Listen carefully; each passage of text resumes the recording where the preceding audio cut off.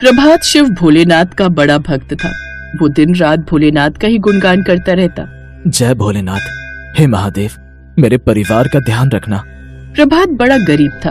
वो एक झोपड़ी में अपनी पत्नी ममता और 7 साल की बेटी अनु के साथ रहता था। प्रभात एक लकड़हारा था जो जंगल से लकड़ियां काटकर उन्हें बाजार में बेचा करता था, लेकिन उनसे उसकी कुछ खास कमाई नहीं हो पाती थी। इसलिए उसकी पत्नी ममता गांव के सेठ के घर साफ सफाई का काम करती थी। उस रोज भी वो काम करके घर लौटने लगी तो सेठ से बोली, साहब, आज महीने की 10 तारीख हो गई है, आज मेरी तनख्वाह दे दो, घर में खाने को दाना भी नहीं है। बस तुम गरीबों की यही दिक्कत है, जब देखो पैसे पैसे के लिए रोते रहते हैं। दे दो मालिक, शिव जी की पूजा के लिए सामान लाना था, घर में धूप जोत सब वो भी खत्म है। तुम गरीब लोग भी क्या करोगे, ये सब भक्ति करके? हाँ, तुम्हें क्या मिलेगा? रहोगे तो तुम गरीब के गरीब ही, रातों रात तो राजा बन नहीं जाओगे।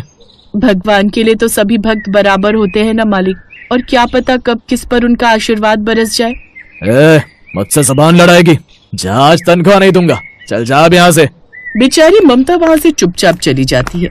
अब जमींदार अपने घर के बने मंदिर में जाता है जहाँ उसने सोने के शिवलिंग बनाए हुए थे। वो उनकी पूजा करने लगता है और उनसे प्रार्थना करता है, हे शिव, मुझे खूब बरकत दे, मैं सबसे अमीर इंसान बनना चाहता हूँ। उस सेठ के पास 15 गाय थी जिनका दूध घी बेचकर वो खूब पैसे कमाता था। इधर ममता और प्रभात के पास तो खाने के लिए भी कुछ नहीं था।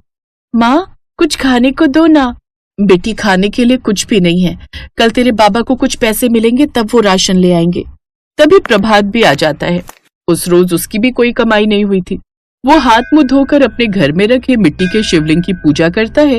हे भोलेनाथ, आज माफ करना, आज मैं आपके लिए कुछ नहीं ला पाया। इसी से प्रभात और सेठ के बीच का फर्क पता चलता है। सेठ के पास सब कुछ होते हुए भी वो भगवान से अपने लिए मांगता, जबकि ममता और प्रभात को भोलेनाथ के प्रसाद की चिंता सताए जा रही थी। उस रात प्रभात को नींद नहीं आई। अगले दिन वो सुबह सुबह ही जंगल में लकड़ियां काटने चला गया।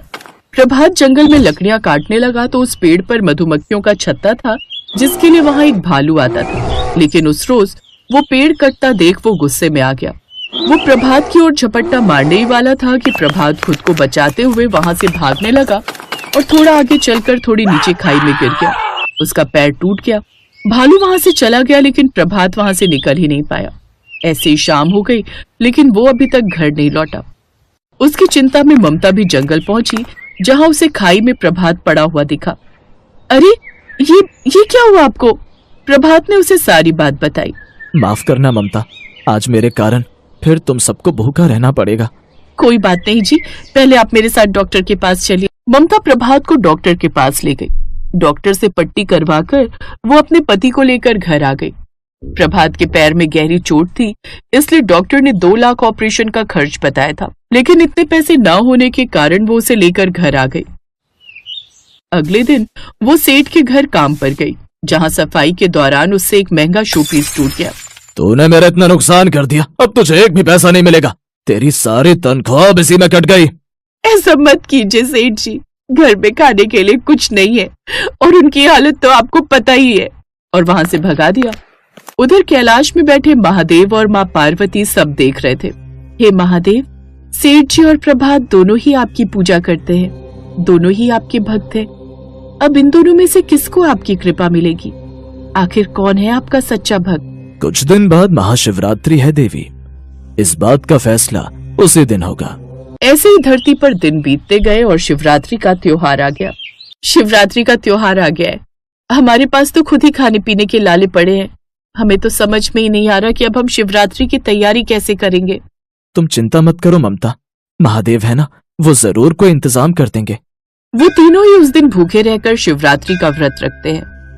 प्रभात अपने घर में बने मिट्टी के शिवलिंग की पूजा करने लगा, लेकिन शिवलिंग पर चढ़ाने के लिए उसके पास दूध तो था ही नहीं। ममता, तुम जाकर महाजन से 1 गिलास दूध ले आओ। जी ठीक है। ममता महाजन से दूध लेने चली गई और कुछ देर बाद 1 गिलास दूध लेकर घर लौटी। उधर सेठ ने शिवरात्रि की बड़ी तैयारी कर रखी थी।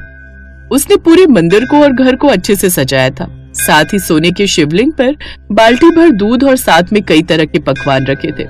तभी उसके घर के बाहर एक साधु आया। कुछ खाने को दे दो, मैं कई दिनों का भूखा हूँ। ओफो, कहाँ से चले आते मांगने के लिए। चलो भागो यहाँ से, मैंने कोई लंगर नहीं लगा रखा। इसके बाद वो साधु वहां से प्रभात के घर गया। कुछ खाने को दे दो। लेकिन बाबा, हमारे घर तो वैसे ही कुछ खाने को नहीं है। बड़ी मुश्किल से 1 गिलास दूध लाए हैं भोलेनाथ को चढ़ाने के लिए। अच्छा, लेकिन कोई बात नहीं, आप इसे पी लीजिए। साधु महाराज ने वो दूध पिया और वहां से चला गया। चलो शुक्र है, भला किसी का तो पेट भरा। लेकिन अब शिवलिंग पर दूध कैसे चढ़ाऊं? शिवजी नाराज हो गए तो? उधर सेठ की एक भी गाय ने आज दूध नहीं दिया और वो सभी के सभी रस्सी छुड़ाकर गौशाला से भाग गए। उनके पीछे पीछे सेठ भी भागने लगा और भागकर वो सारी गाय प्रभात और ममता के घर के बाहर आ गई। अपनी गाय के पीछे पीछे सेठ भी वहां आ गया। ये सब देख वो सभी हैरान थे। तभी वहां एक तेज रोशनी प्रकट हुई और महादेव वहां प्रकट हो गए। ये देख सभी ने अपने हाथ जोड़ लिए। वो सब बहुत खुश हुए। महादेव, आप यहाँ इस झोपड़ी में? आप मेरे घर चलिए महादेव। मेरा घर महल जैसा है और उसमें मैंने सोने का शिवलिंग भी बनाया हुआ है। मैं तो स्वयं साधु का भेष लेकर तेरे उस महल जैसे घर में गया था कुछ खाने को मांगने, लेकिन तूने मुझे धुतकार कर वहां से भगा दिया। लेकिन इस गरीब की झोपड़ी में मुझे खाने को मिला, जिन्होंने खुद पिछले कुछ दिन से कुछ नहीं खाया था। उन्होंने वो दूध का ग्लास मुझे दे दिया। इसलिए प्रभात ही मेरा सच्चा भक्त है, तू नहीं। भक्ति दिल से की जाती है, फिर चाहे वो सोने के शिवलिंग से हो या मिट्टी के। प्रभात, ममता, आज के बाद तुम्हारे घर में किसी चीज की कमी नहीं होगी। और सेठ, तूने जैसे गरीबों का हक मारा है, उससे अब तेरे पास कुछ भी नहीं रहेगा। ये कहकर महादेव वहां से अंतर्ध्यान हो गए और अब सेठ का सब कुछ छिन गया। उसका घर एक झोपड़ी बन गया, जबकि प्रभात का घर बहुत बड़ा आलीशान घर, जिसमें सभी सुख सुविधा थी, साथ में ढेर सारी धन दौलत। ममता और प्रभात बहुत खुश थे। उन्होंने गांव में शिवजी का बहुत बड़ा मंदिर बनवा दिया और उसमें गरीब लोगों के लिए महीने में 3 बार भंडारे की व्यवस्था भी करने लगे। अब वो हर साल शिवरात्रि पर व्रत रखते और खूब धूमधाम से सब गांव वालों के साथ शिवरात्रि मनाते और बड़ा भंडारा करवाते।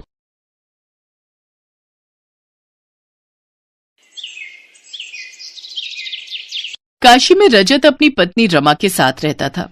रजत के पास एक खेत था जिसमें खेतीबाड़ी करके वो बड़ी मुश्किल से अपना गुजारा चला रहा था। रजत और रमा दोनों पति पत्नी शिवजी के भक्त थे। शिवजी की पूजा किए बिना वो दोनों अन्न तक ग्रहण नहीं करते थे। ओम नमः शिवाय, ओम नमः शिवाय। उनका जीवन गरीबी में बीत रहा था, लेकिन फिर भी वो भगवान शिव पर से अपनी आस्था कम नहीं होने देते थे। कुछ दिनों में शिवरात्रि आने वाली थी। वो दोनों हर साल शिवरात्रि का निर्जल व्रत किया करते थे और गांव के मंदिर में जाकर भोलेनाथ पर जलाभिषेक करते थे। साथ ही दोनों सारा दिन भोलेनाथ की भक्ति में डूबे रहते। इस साल की शिवरात्रि आने से एक दिन पहले रमा ने रजत से कहा, सुनिए जी, कल शिवरात्रि है और मैं चाहती हूँ कि हम भोलेनाथ और माँ पार्वती को इस बार जल के साथ साथ दूध, बेलपत्र और फल भी अर्पित करें। ठीक है रमा, लेकिन मेरे पास 100 रुपए ही रखे हैं। उनसे जो भी आ जाएगा मैं लेता आऊंगा। वो दोनों गरीबी की जिंदगी जी रहे थे। उनकी झोपड़ी कच्ची थी, छत से पानी टपकता था, लेकिन फिर भी वो जैसे तैसे अपने दिन काट रहे थे। शाम को रजत खेत से लौटते वक्त और जो सामान रमा ने बोला था वो सब ले आया। अगले दिन शिवरात्रि वाले दिन भूखे प्यासे निर्जल व्रत रखकर रजत और रमा भगवान शिव को जल अर्पित करने के लिए मंदिर जाने के लिए निकलते हैं। लेकिन तभी अचानक से भारी बारिश शुरू हो गई। हे भगवान, बारिश शुरू हो गई, अब हम मंदिर कैसे जाएंगे? थोड़ा इंतजार कर लेते हैं जी, शायद बंद हो जाए। लेकिन काफी देर तक इंतजार करने के बाद भी बारिश बंद नहीं होती और उनकी छत टपकनी शुरू हो जाती है। लगता है आज भोलेनाथ हमारी परीक्षा ले रहे हैं। रमा, तू एक काम कर, घर पर ही मिट्टी का शिवलिंग बना ले, उसी पर ही हम बेलपत्र, फल और दूध चढ़ा देंगे। लेकिन वो तो बह जाएगा जी। वो दोनों बातें कर रहे थे कि तभी किसी ने उनके दरवाजे पर दस्तक दी। रजत ने दरवाजा खोला तो बाहर एक साधु बाबा और साध्वी खड़े थे। प्रणाम महाराज, कहिए क्या सेवा कर सकते हैं हम आपकी? बालक, हम दूर गांव से आए हैं, क्या बारिश थमने तक हम तुम्हारे घर में रुक सकते हैं? बाबा आपका स्वागत है, आप जब तक चाहें यहाँ रुक सकते हैं। साधु और साध्वी अंदर आ जाते हैं। अंदर रमा मिट्टी से शिवलिंग बना रही होती है। तभी साध्वी उससे पूछती है, बेटी तुम ये शिवलिंग क्यों बना रही हो?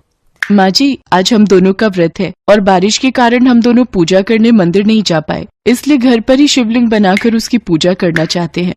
लेकिन बेटी, तुम्हारे घर में तो हर जगह पानी टपक रहा है, फिर तुम पूजा कैसे करोगी? यहाँ तो बैठने तक की भी जगह नहीं है। भोलेनाथ हमारी परीक्षा ले रहे हैं, लेकिन हम किसी भी तरह पूजा करके ही रहेंगे। फिर रजत और रमा पूजा करने के लिए मिट्टी के शिवलिंग के सामने हाथ जोड़कर बैठ जाते हैं। फिर रमा जैसे ही शिवलिंग पर फल चढ़ाने लगती है तो साधु बाबा उनसे कहते हैं, हमें बहुत भूख लगी है, पहले हमें कुछ खाने को दे दो। ये लीजिए बाबा, आप इसे खा लीजिए।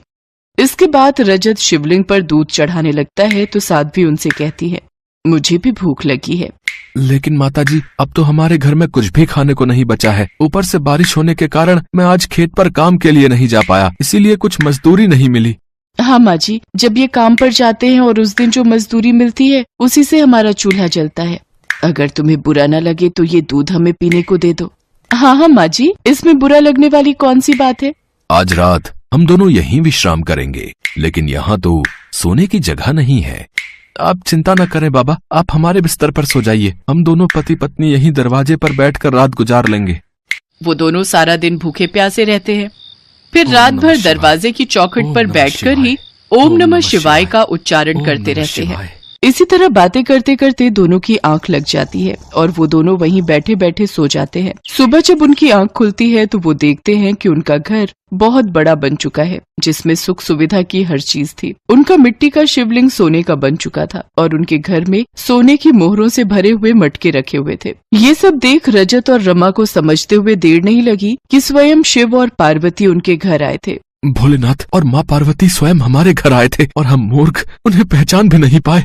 इतनी बारिश में इतना कष्ट झेलकर भगवान हमें स्वयं दर्शन देने आए थे। वो दोनों शिवलिंग के आगे सर झुका लेते हैं और फिर अपने घर में मंदिर बनाकर सोने के बने शिवलिंग की स्थापना करके हर रोज उनकी पूजा करते हैं। कुछ सोने की मोहरें बेचकर रजत ने सेठ का सारा कर्जा चुका दिया। अब उन्हें किसी चीज की कोई कमी न थी। अब वो दोनों मिलकर हर जरूरतमंद की मदद किया करते।